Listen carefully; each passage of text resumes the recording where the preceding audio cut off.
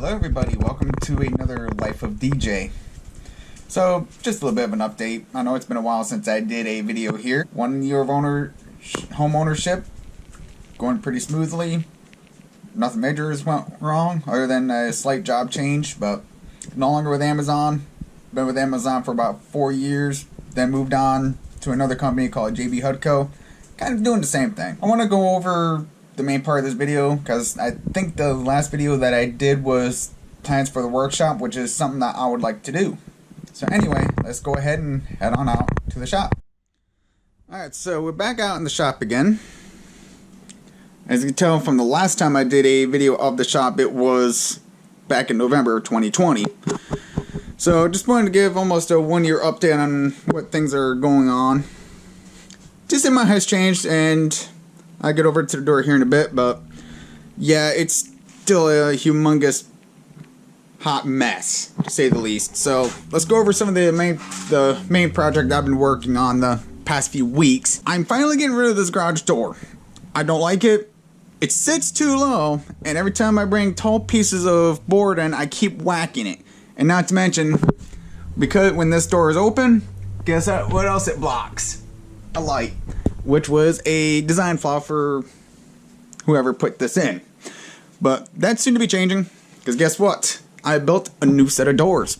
So I primarily used a bunch of 2x4s and a couple of sheets of 3/8 inch thick plywood.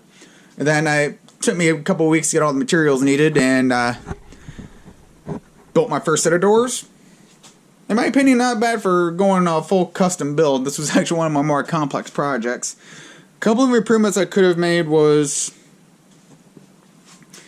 getting boards that were not warped, but since I already had all these on hand, I kind of made a door out of mostly twisted and slightly warped 2x4s. Then I got a deadbolt and a regular door handle, so I can actually open stuff now. This is what it looks like on the outside. And then I've secured the doors with 3 hinges. 1, 2, 3 on each side. I'll probably be adding on 2 more to be on the safe side, because these doors weigh about almost 75 pounds a piece. And I plan on using it for storage. Then the other flaw that came out on me was the way that this door pops out.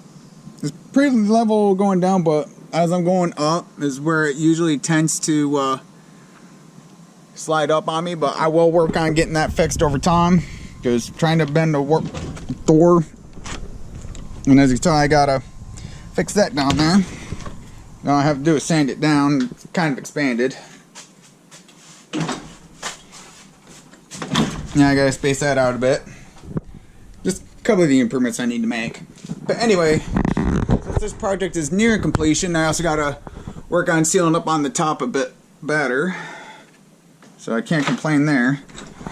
Looks like I can secure my shop now, and not to mention I now have a couple of cane bolts, one down there going into concrete, then I got the one going up there.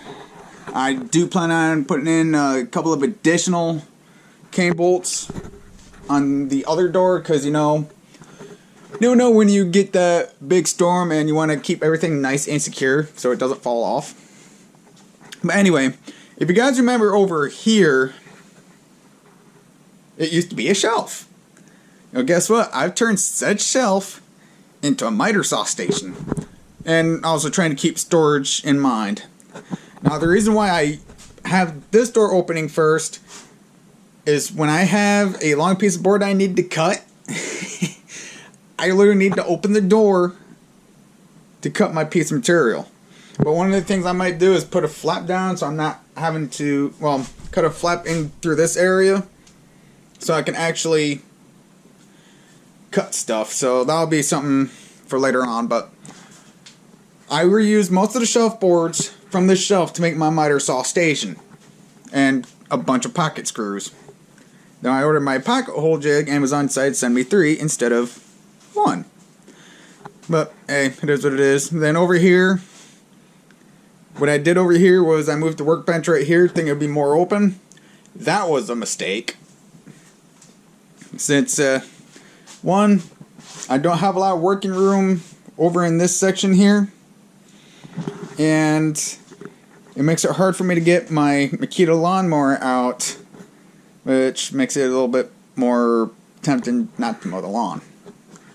Then outside I've got a pile of pallets. I will take you guys outside real quick. But so far this is the update on the shop, and also over there is going to be my electronics repair station, which that will be getting a freshly rebuilt workbench. In addition, I'll be replacing this workbench with another custom built workbench, using mostly old pallets in my neighbor's old porch, which will be a segue. Gotta sand that down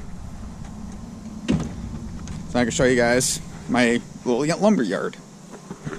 So out here, pile of pallets, my neighbor's old porch, a couple more pallets, and some old 4x4, which will be useful for table legs. Then my Harbor Freight work saw horses, which I gotta replace the main boards underneath because they're weak. Then out here, you see I got a couple of 15-foot pallets. I have 2 of them sitting over here, and I've got 1 sitting over there. Once I get 1 more of these 15-foot pallets, that'll make the base for the main shed that I would like to build. And that's where that big pile of pallets comes in play, because I'll be using most of that for the walls and sides. So basically a pallet built shed out of pallets. But now that's about all I've got update for the shop life of things. But anyway, I'll see you guys later.